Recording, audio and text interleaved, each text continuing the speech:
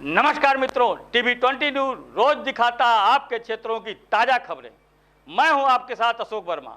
आइए रूबरू कराते हैं आपके क्षेत्रों की तमाम खबरें। इस खबर के प्रायोजक हैं Purvanchal machinery agencies, Burma tower, Narauli, Tanishq showroom के नीचे, आजमगढ़।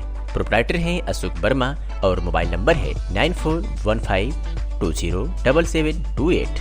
अतरौलिया के गोला बाजार हनुमानगढ़ी पर चल रही संगीतमय श्री राम कथा का अंतिम दिन गोविंद साहब धाम अयोध्या जी की पधारे कथा व्यास श्री रघुवरदास जी महाराज ने भगवान श्री राम के राज्याभिषेक प्रसंग पर श्रवण कराया।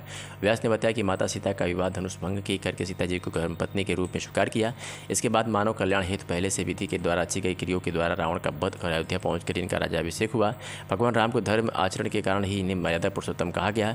महाराज जी ने बताया जो धर्म की रक्षा करता है वो धर्म उसकी रक्षा करता है। धर्मो रक्षति रक्षिता, और मानव का सबसे बड़ा शत्रु अज्ञान है। अज्ञानता के कारण ही हमारे अंदर काम, क्रोध, मद, लोभ उपस्थित होता है, जिससे ग्रसित होकर हम अधर्म कार्य पर बैठते हैं। उन्होंने कहा कि रामचरितमानस की चौपाई मानव कल्याण के लिए औषधि का कार्य करती है। एक भी चौपाई अपने जीवन में ध्यान कर ले तो जीवन जीने का मार्ग मिल जाएगा। ऐसी तमाम बातें कही आपको सुनवाते हैं। भैया क्या नाम है आपका? दीपक कुमार मदेसिया। ये आपके मोहल्ले में 7 दिन की कथा थी, आप लोगों ने सुना, कैसा लगा और इस कथे के बारे में बताइए, क्या है? ये बहुत अच्छा लगा, माहौल भी बहुत अच्छा लगा। ये हमारे हनुमानगढ़ी बाप दादा पुरखों का बनवाया हुआ है। इसी प्रारंभ में ये सब संपन्न हो रहा है। ये 7 दिन का कथा चला और आज पूर्णावती है, हवन है और 3-4 हजार लोगों का भंडारे का व्यवस्था था। क्या कथा में आप लोगों को क्या सीखने को मिला, क्या है इसके बारे में?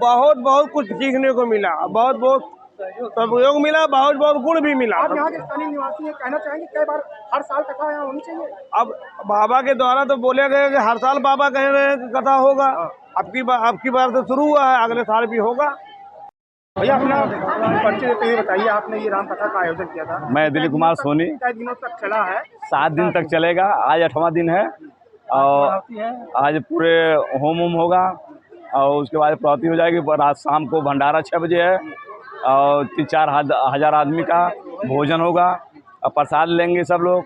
और उसके बाद सब अपने अपने भगवान की इच्छा रहेगी तो अगले साल भी इसी तरह धूमधाम से ही होगा।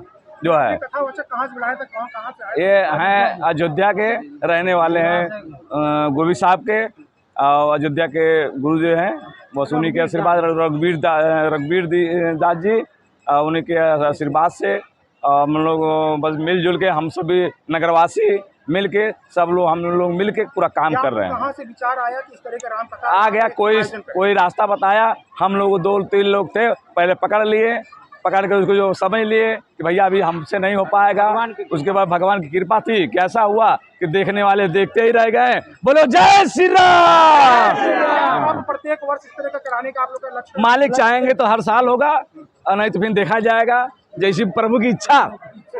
भंडारा भी हो रहा है? भंडारा पूरा 3-4 हजार आदमी का व्यवस्था है यहाँ पर। जिसका जो इच्छा करे, जब जो दान दे रहा है वो दान दे रहा है, वो सब उसी में। आज वही हनुमानगढ़ी में 7 दिवसीय राम कथा का आयोजन किया गया था, तो ये कथा क्यों कहा गया, इसका क्या है? देखिए, भगवान की कथा ये मानव कल्याण हेतु होती है और राम कथा ही हो रही है, उसका एक अपना कारण है। क्योंकि मानस की कथा ही एक ऐसी कथा है जिसको हम श्रवण कर, मानस की चौपाइयों को अध्ययन कर अपने जीवन में उतार सकते हैं। और एक एक चौपाई मानस का महामंत्र है। भाई से भाई का प्रेम किस प्रकार होना चाहिए, ये मानस की कथा दर्शाती है। पिता का पुत्र के साथ क्या व्यवहार होना चाहिए, ये मानस की कथा बताती है। ये कथा कितने दिनों तक चला? कथा का कोई विधान नहीं है। जैसा हाँ, यहाँ साप्ताहिक चला है, आज 8वां दिन है।